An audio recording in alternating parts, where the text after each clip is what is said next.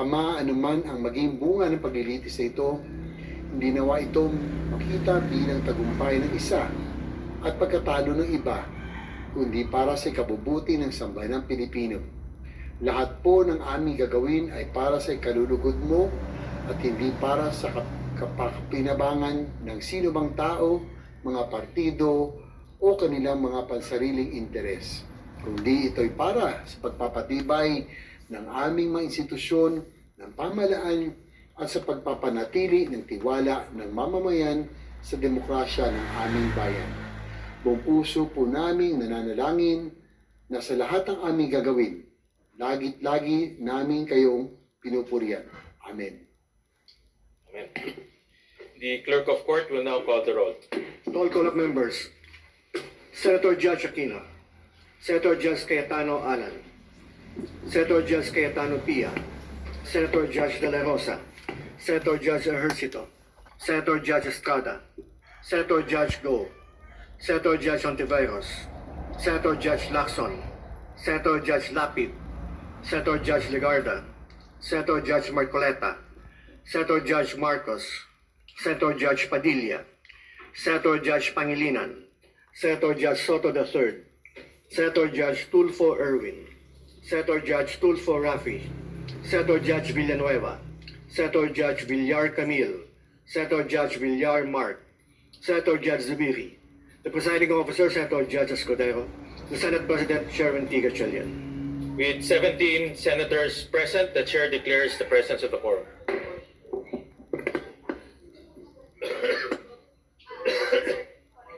We note the presence of Senator Judge Bongo.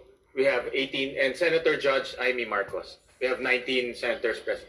We have 18 senators present for the record.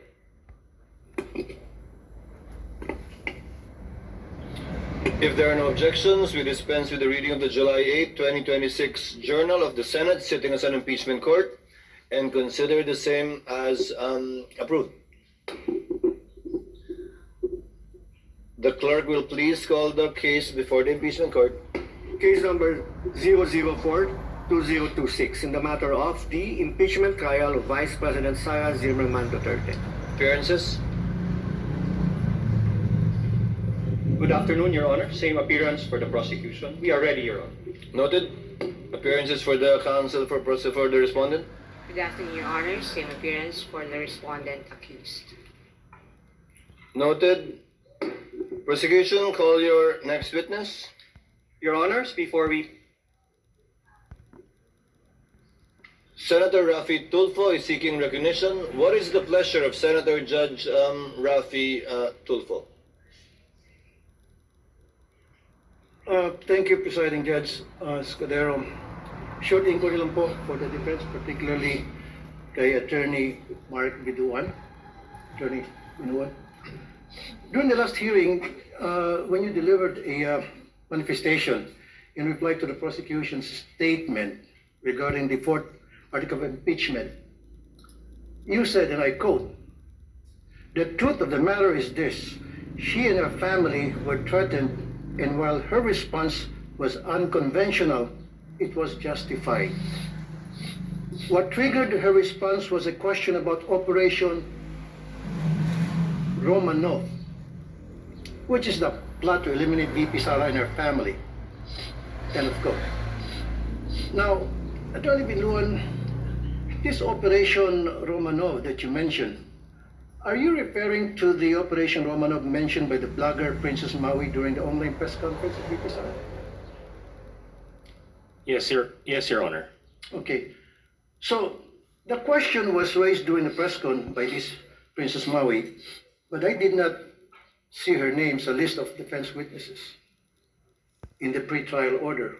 So, will you be presenting her as your witness? Your Honor, at this point, it will depend on what will be established by the prosecution. The defense reserved its right to call or not call any witness depending on the course of the trial. Oh, I see. Okay. So, in other words, will you also be presenting any other witness to prove this threat or this Operation Romanov? Yes, Your Honor, that will be part of our evidence in chief. May this court know now kung sino-sino itong mga witnesses na inyong present? Of course, Your Honor. We are not at liberty to disclose Okay. that at this time. Again, it will depend on the course of the trial. Your Honors, presiding judge, the first time I've heard about this Romanov is during the Maisog Leaders Forum in Davao City. That was on January 28, 2024, correct me if I'm wrong. It was mentioned by Mayor Baste Duterte. At that time, hindi ko alam ano ibig sabihin ng Romanov at sino mga ito. In fact, ginugil ko yan.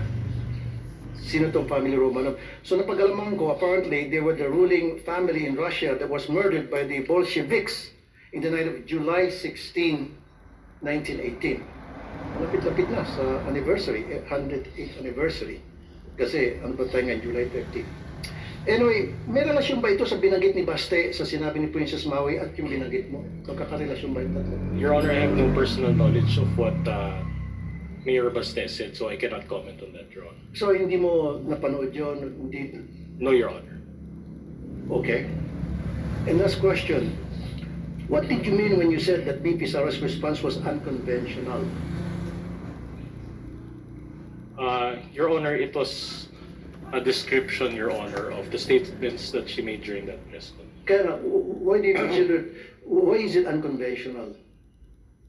Your Honor, the basic meaning of the word is, it will explain itself, Your Honor. Okay, that's all, presiding judge and Noted and entered into the records. Yes, what is the pleasure of the Honorable Defensor, one of the members of the panel of prosecutors? You may proceed, sir. Thank you, Your Honors. Your Honors, before we proceed with the examination of our second witness, Your Honors, the prosecution is in receipt of a letter dated July 10, 2026 from NBI Director Melvin A. Matibag requesting that his testimony be scheduled or calendared at the earliest setting, considering that the National Bureau of Investigation, Your Honors, has been invited by the Federal Bureau of Investigation in coordination with the Royal Thai Police for a regional summit on scam center compounds and transnational organized crime. In that regard, Your Honor, the prosecution would like to request that the scheduled testimony of NBI Director Melvin Matibag be scheduled tomorrow after the testimony of our second witness, Attorney Jeremy A. Lotto. After the testimony of your second witness, Yes, Your Honor. but the supposed witness scheduled for tomorrow is Attorney Zulaika Lopez per the gentleman's manifestation in the last hearing. That's correct, Your Honor. After we have dispensed with the testimony of NBI Director Matibag, we can proceed with the schedule of witnesses as provided in the list to the senator judges last week, Your Honors. To include Captain Bello, if I'm not Yes, mistaken. we can proceed with Attorney Lopez and Captain Bello as manifested last week, Your Honors. What is the pleasure of Senator Judge Cayetano, Alan? Mr. Presiding Officer, if no one objects, I will not object to having Director Matibag yesterday, but maybe as a caution to government officials, my good friend, Congressman Defensor, I read over the weekend that Director Matibag is writing because he is to be in a convention meeting the FBI next week. So actually, we're going to be here 30 weeks. We have put aside many important things. We have put aside many foreign trips, many local trips, whether it's to help dun sa tinamaan ng lindol sa Mindanao or tinatamaan ng baha ngayon, because we have to be here 2 o'clock until matapos tayo every Monday to Wednesday, then after the SONA every Tuesday to Wednesday. I find it in bad taste that a bureau head will dictate to us that he's not available next week. I was Secretary of Foreign Affairs. That's why you have undersecretaries. That's why you have deputy directors. So I mean, I admire the patience of the prosecution, no? But even the prosecution, they have a way of timing and laying down the witnesses eh. So I don't want later on to say na dapat natanong ko muna to sa unang witness kaya lang si Director Tibag inuna dahil ganito, ganyan.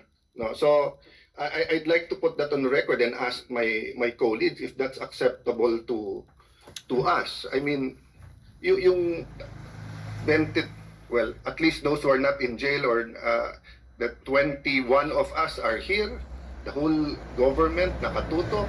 We put aside so many important things, and then one witness who is in the government, who is a bureau head, will tell us sorry, but because he has to be with the FBI, siya na yung mauna tomorrow. That might be a bad precedent, Mr. Presiding Officer. May I be allowed to give a reply, Your Gentleman Honor? will please respond to the point of Senator Judge Alan Cayetano. With due respect to the Honorable Senator Judge Alan Peter Cayetano, we will always respect the decision of the Honorable Court. However, we will only be advancing his testimony one day based on the subpoena that we have requested the Honorable Court. He is scheduled to testify until Wednesday, and that we will not disrupt the scheduled list of witnesses. We will simply advance it one day, Your Honor. With due respect, Congressman, Representative Defensor, I asked that question poignantly last week. If Matibag will be one of your witnesses for this week, and you said no. In fact, you corrected Attorney Ligutan when he mentioned Director Matibag as one of your witnesses, and instead gave me a list of Lotok, Zulaika Lopez, and Captain Bello. Matibag was not included. In fact, I don't think we issued a subpoena for Director Matibag for this week. Given your manifestation after you took over, given that you have, as you said, control and supervision over the counsel for the prosecutors. So he's not in your list this week. He's not being advanced for a day, sir. May I respond, Your Honor? Please so. Your Please Honor, do so, that's sir. correct. I gave a list of witnesses scheduled for Monday, Tuesday, and Wednesday. However, Your Honor, to add, I also added that since NBI Director Matibag has been requested for a subpoena to testify within the week, I also added in my statement that we will inform the Honorable Court which day we can present the Honorable Matibag, and I was expecting him to be presented on Wednesday after the testimony of Captain Belinda Bello, Your Honors. I confirm that, but the situation is, given the one witness per day rule that we supposedly have under the rules of court, no subpoena has yet been issued to Director Matibag to appear this week. Can the Clerk of Court kindly confirm that for us on the record? No subpoena has been issued for NBI Director Matibag. May I respond? May I respond, Your Honor? Senator Judge Alan Cayetano is recognized. Actually, my statement and my question to the court is not really addressed to the prosecution. You will have to do the best you can to represent, what you're fighting for. No? So I commend you for adjusting, but my recollection is because I'm also waiting for his testimony, and my recollection last week he said that we will not see him this week, and I think 11 days, no? 11 days ang That's correct, Your Honor. sa article na to, so we're on day 4. So kung hindi siya pwedeng next week, that's day 7, 8, 9. Again, I don't want to dictate sa prosecution or ano, but to suddenly say na tomorrow na siya, when I'm preparing for our oral argument tomorrow and the other witnesses, is a little bit, it's a small inconvenience for today. But I hope it doesn't become a rule, especially for a bureau head. I mean, if no one else objects, but if someone objects, I don't think it's really a good rule. Rules are important. I'll have to keep, you say technicalities, and no, rules are important. So even yung notice, we agreed on, presiding officer, 3-day ba? 5-day notice. 5 days for witnesses not mentioned in the pre-trial order. And then 3 days kapag 3 days, given the fact that we will be announcing the witnesses for the following Yes. week on the last day. yeah, anyway, I said my piece, but I hope we will not be able to move faster if we have to accommodate the witnesses, especially if they're in government. May I add something, Your Honors, before before we... the honorable defensor, presiding officer would like to hear from the counsel for the respondents. Attorney Binlon, what say you? Yes, Your Honor. We would have to oppose on the basis of the following. Number one, it will be in violation, Your Honor, of the impeachment court's directive that was given last week, insofar as the identities of the witnesses and as well as the order of the presentation. Number two, Your Honor, it will be, again, as mentioned by Senator Judge Cayetano, a violation of the 5-day notice rule. Since while he was subpoenaed the week before, Your Honor, we are learning that he will be presented this week. So the 5-day notice will not be observed. Number three, the prosecution cannot compel also the defense and this impeachment court to present witnesses according to their schedule, considering also that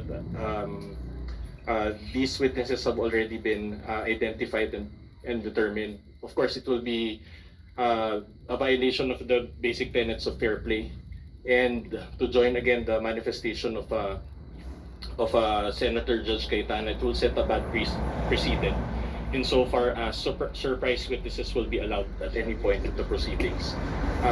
Number five would be, it will also violate our right to cross-examine intelligently. We have done our best to prepare for their witnesses. However, these last-minute changes really affect the preparation involved, Your Honor, and insofar as laying down the case that we want to establish.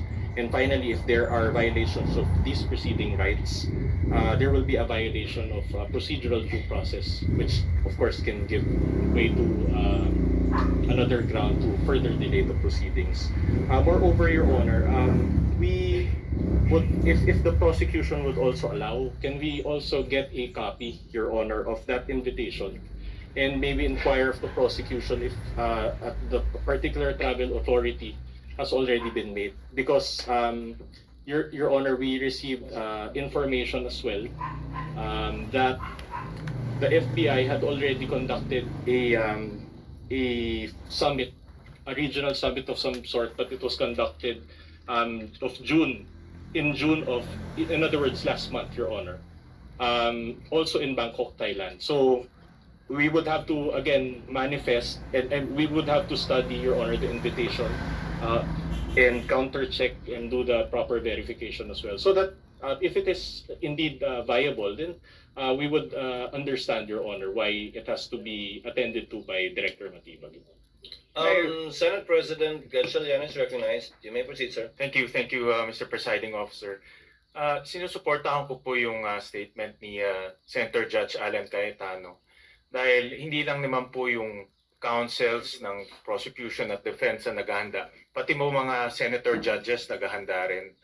At sa totoo lang ho, itong weekend, marami rin sa ating mga senator judges ay pinag-aaralan kung ano yung kanilang maitatanong sa mga testigong ihaharap po ngayong linggo. Marami po ay pinag-aralan po yung mga ebidensyang in-upload na ho para po sa ating mga senator judges. At hindi ho ito konting ebidensya, pinag-uusapan ho natin dito. Libo-libong mga papel at libo-libong mga ebidensya.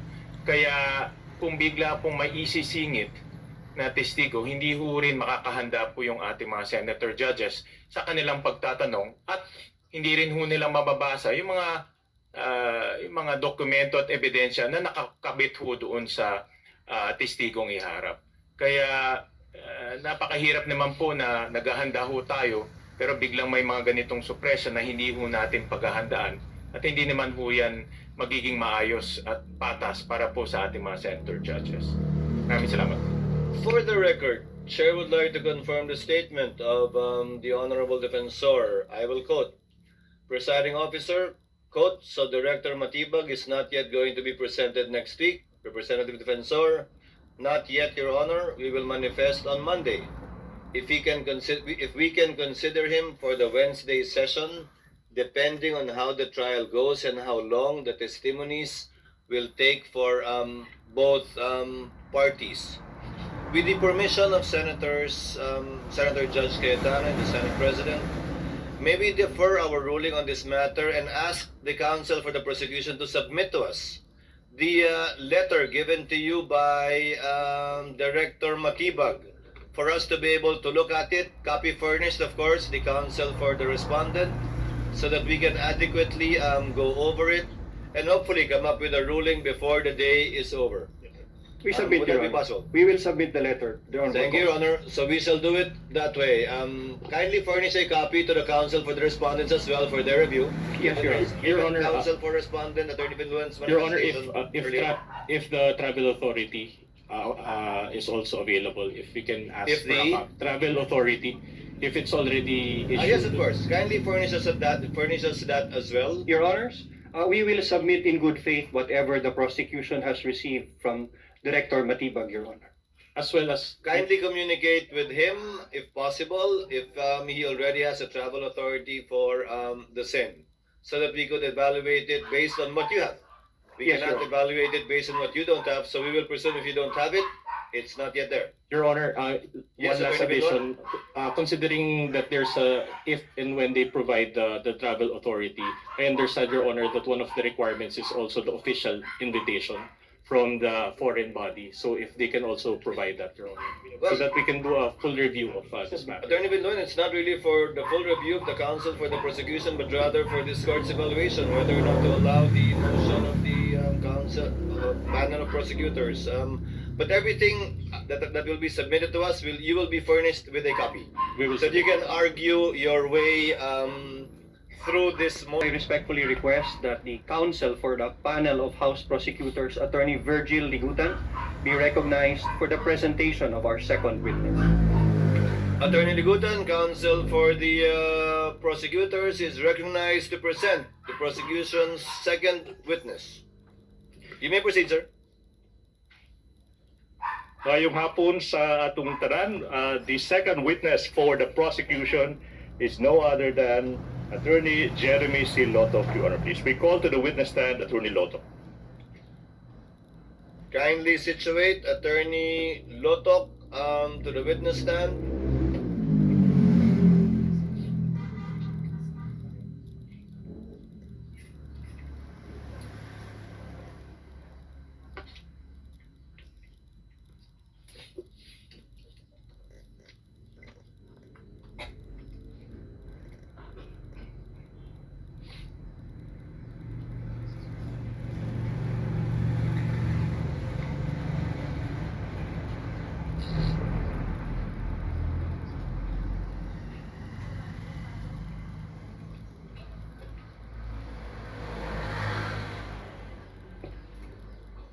Attorney Lotok, please remain standing as the clerk of court administers the oath. So far as the prosecution's second witness is concerned. Clerk of court is recognized. Please raise your right hand. You, Jeremy C. Lotok, I, Jeremy C. Lotto, do swear do swear that the evidence you shall give that the evidence that I will be giving in the case now pending in the case now pending between the Philippines and Vice President Sara Zimmerman Duterte between the Philippines and Vice President Sara Zimmerman Duterte shall be the truth, shall be the truth, the whole truth, the whole truth, and nothing but the truth. and nothing but the truth. So help you God. So help me God.